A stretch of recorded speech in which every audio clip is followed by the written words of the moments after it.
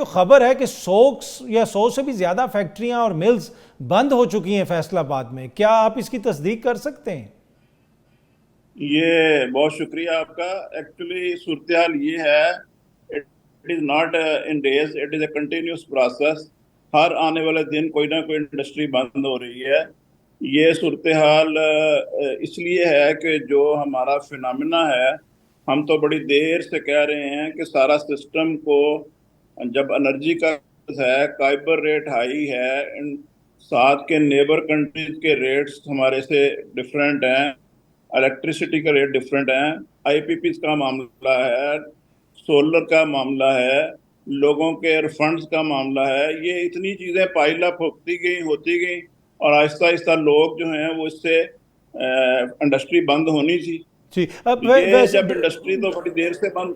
Doctor साहब, आपने ये आपका जो चैम्बर है, क्या आप लोगों ने हुकूमत से रब्ता नहीं किया, हुकूमत को बताया नहीं? फैसलाबाद तो देखें, एक वो सिटी है तो जहाँ पे कौन बड़ी सा पैमाने ऐसा पे एक्सपोर्ट्स होती हैं और पाकिस्तान में डॉलर आते हैं, तो बड़े इंपॉर्टेंट है वहाँ की इंडस्ट्री तो। कौन सा ऐसा मौका है जब चैम्बर ने हुकूमत को नहीं बताया?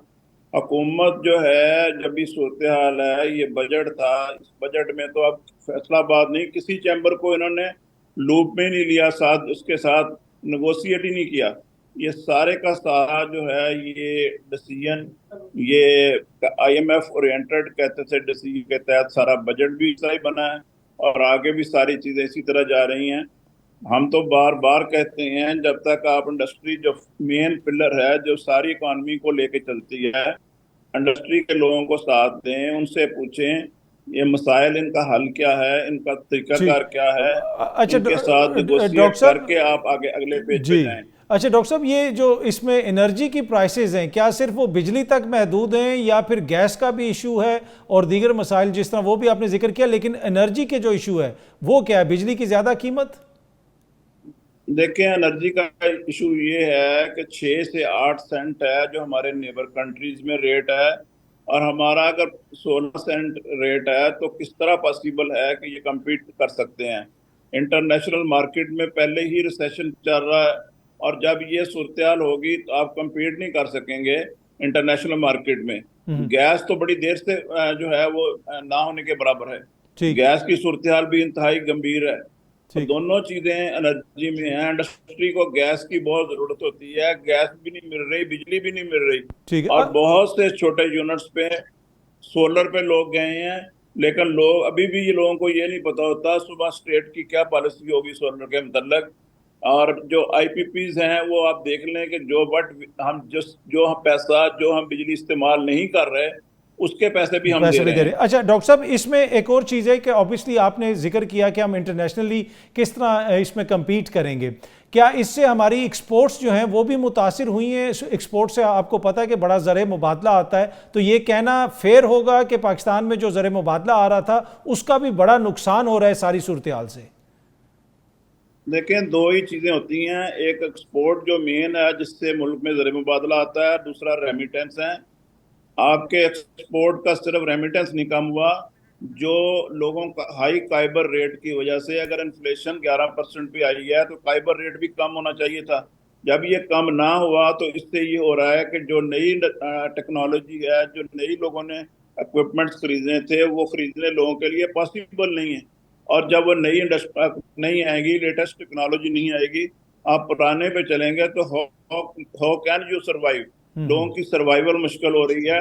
दुनिया मॉडर्न टेक्नोलॉजी पे जा रही है, जिद्दत पे जा रही है, और हमें भी सबको उसी नहज पे सोचना चाहिए। ठीक है। अच्छा। और हुकूमत को इसमें जी जी। डॉक्टर साहब, इसमें कहा, काइबर रेट फौरन कम होना करना चाहिए। ठीक है डॉक्टर साहब, कहा जा रहा है कि 1.5 से 2 लाख वहाँ पे जो मुकामी सतह पे नौकरियां हैं वो भी ख़त्म हो गई हैं, इसमें भी बताइएगा। और दूसरा जी, वो इन। तो बहुत जी। अलमिया है, क्योंकि जो जब देखें, जब इंडस्ट्री नहीं रहेगी तो ट्रेडर नहीं रहेंगे, दुकान नहीं रहेगी, मजदूर नहीं रहेगा, मजदूर बेरोजगार होगा, लोग बहुत बेरोजगार हैं, और हाईली टेक्निकल लोग, जो क्वालिफाइड लोग हैं, वो बेरोजगार हो गए हैं। जो जिनको पीछे पीछे होते थे लोग, वो लोग बेरोजगार फिर रहे हैं, जॉब नहीं कहीं मिल रही, काम नहीं मिल रहा। ठीक है। फैसलाबाद में तो बहुत ये सूरत हाल है। ठीक है। जो पावर लूम थी, हमारी छोटी पावर लूम, वो सारी खत्म हो चुकी है।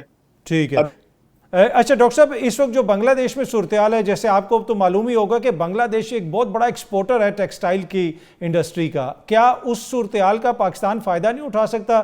चाइना के हवाले से भी लोग तहफ़्फ़ुज़ात का इज़हार कर रहे हैं, खुसूसन यूरोप में। तो ये तो वो मौका है कि जहाँ पे हमें इस इंडस्ट्री को मज़ीद जो है फ्लरिश करने की ज़रूरत है, आगे ले जाने की ज़रूरत है। क्या वजह है कि इस पर तवज्जो नहीं है किसी की? देखें, अभी किसी चीज पे भी नहीं है। हम क्लेम करते हैं हम 3% हमने जी 3 बिलियन की कर दी एक्सपोर्ट आईटी की। अभी आईटी का आप देख लें क्या सूरत हाल बन रही है। और सबके सामने है, किसी से कोई भी मुबहम नहीं है चीज। और के हमारे पास इतना स्लो डाउन हो गया कि लोग काम क्या करेंगे, काम बंद करके बैठे हैं। अच्छा, 2021 ये सब। में हमने सुना था डॉक्टर साहब कि वहां पे नई इंडस्ट्री भी लग रही थी। जब कोरोना आया, जी दीगर ममालिक ने अपनी इंडस्ट्री बंद की, हमने फायदा उसका उठाया। जी तो जी। क्या वैसी सूरत हाल जो है उस वक्त थी? क्या इंडस्ट्री उस वक्त फ्लरिश कर रही थी? और अभी जो मौजूदा, जिस तरह मैंने बांग्लादेश का हवाला दिया कि अगर वहां पे इस तरह की सिचुएशन है। देखिए, बांग्लादेश के हवाले से बड़ा गैप है, बड़ा क्वेश्चन है। $5 बिलियन का हमें बिजनेस मिल सकता है अगर हम इलेक्ट्रिसिटी को 9 सेंट पे ले आए, फाइबर रेट को कम कर दें, 12% पे ले आए। ये हमारे लिए बड़ी फैसिलिटेट है। हुकूमत को फौरी स्टेप उठाना चाहिए। जब एक दफा कोई बिजनेस मिल जाता है तो देन इट कंटिन्यूज।